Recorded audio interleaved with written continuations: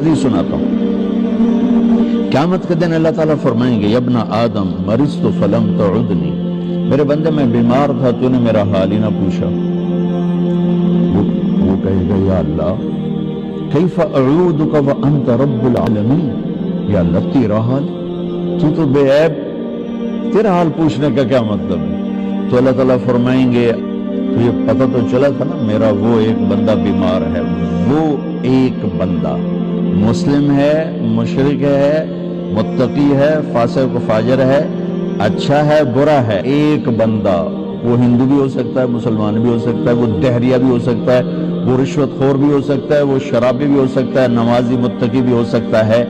میرا رب یوں انسان کو بطور انسان پیش کر رہا ہے کہ وہ ایک بندہ جو بیمار ہوا تھا اس کا حال پوچھنے کیوں نہیں گئے تھے؟ اگر اس کا حال پوچھتے تو تم میرے پاس اس کا اجر پا لیتے.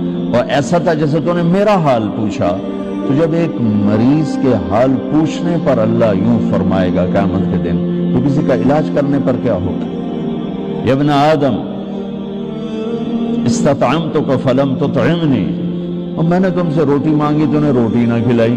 تو اللہ تعالیٰ کہیں گے اما علمت ان عبدی الفلان مرض فلم تعد استطعمک فلم تطعمہ لو اطعمتہ لوجدت ذلك عندی. ایک بندہ تیرے دروازے پر آیا تھا، ایک بندہ، وہ میں نے پہلے واضح کر دیا، کوئی بھی ہو سکتا ہے. بندہ بطور بندہ اللہ کو کتنا پیارا ہے. تو میرا ایک بندہ جو آیا تھا اس نے روٹی مانگی تھی، کیوں نہیں کھلائی تھی؟ اگر کھلا دیتا تو ایسا تھا جیسے تو نے مجھے کھلا دیا، میرے پاس اس کا تو اجر پا لیتا. پھر کہے گا یا ابن آدم استسقیتک فلم تسقنی، مجھے پیاس لگی تھی، میں نے تم سے پانی مانگا تو نے پلایا ہی نہیں. تو پھر کہے گا یا اللہ تجھے کیسے پلاؤں؟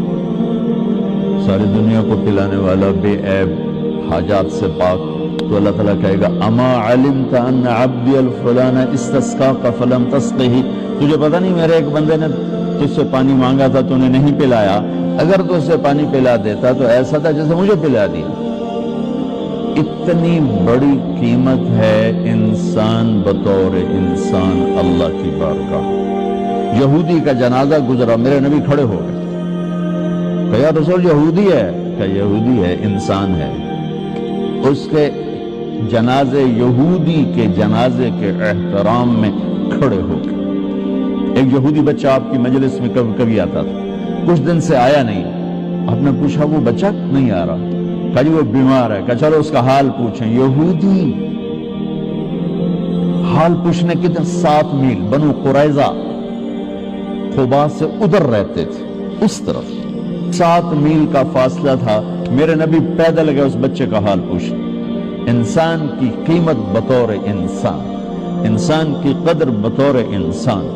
جب کوئی معاشرہ زوال کا شکار ہوتا ہے تو شعبے برے نہیں ہوتے، شعبے والے گر جاتے ہیں تو وہ شعبوں کی بدنامی ہو جاتی ہے.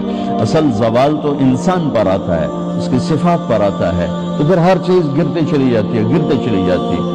تو جب زوال آیا ہے تو میڈیکل پر بھی زوال آیا ہے. میں معافی مانگ کر ہاتھ جوڑ کے آپ سے کہتا ہوں ہمارے اکثر ڈاکٹر نہیں ہیں، تاجر ہیں. وہ مریض کو مریض کی نظر سے نہیں دیکھتے، وہ مریض کو ایک گاہک کی نظر سے دیکھتے ہیں، ایک کلائنٹ کی نظر سے دیکھتے ہیں کہ ایک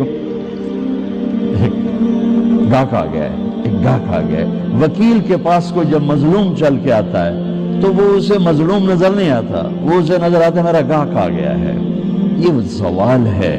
جب زوال آتا ہے تو جب آدمی بوڑھا ہوتا ہے تو ہر عضو خراب ہو جاتا ہے، کمزور ہو جاتا ہے. ایسی قوموں پہ بھی بوڑھاپا ہے. ابن خلدون فرماتے ہیں کہ جیسے ایک شخص پہ بڑھاپا آتا ہے وہ ریورس نہیں ہو سکتا، ایسے ہی قوموں پہ بڑھاپا آتا ہے جو ریورس نہیں ہوا کرتا. پھر ان کی جگہ کوئی اور ہی قوم آ کے لیتی ہے، انہیں مٹنا ہی ہوتا ہے.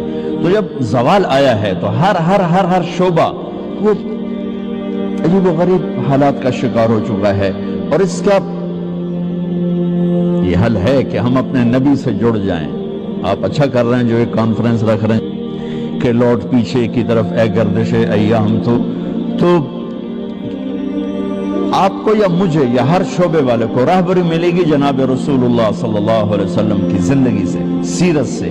جتنا آپ کی محبت عزت ہمارے دل میں ہوگی اتنا ہم جڑ سکیں گے، ورنہ سب پیسہ بنا رہے ہیں، آپ بھی پیسہ بنائیں گے، ہمارے سیاستدان بھی بنا رہے ہیں، وکیل بھی بنا رہے ہیں، جج بھی بنا رہے ہیں، تاجر بھی بنا رہے ہیں۔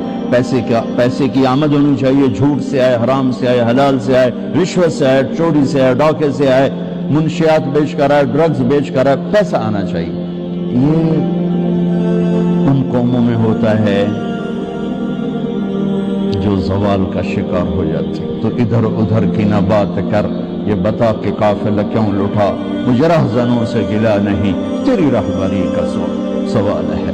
کوئی کارواں سے ٹوٹا، کوئی بدگماں حرم سے، کہ امیر کارواں میں نہیں خوب دل نواز۔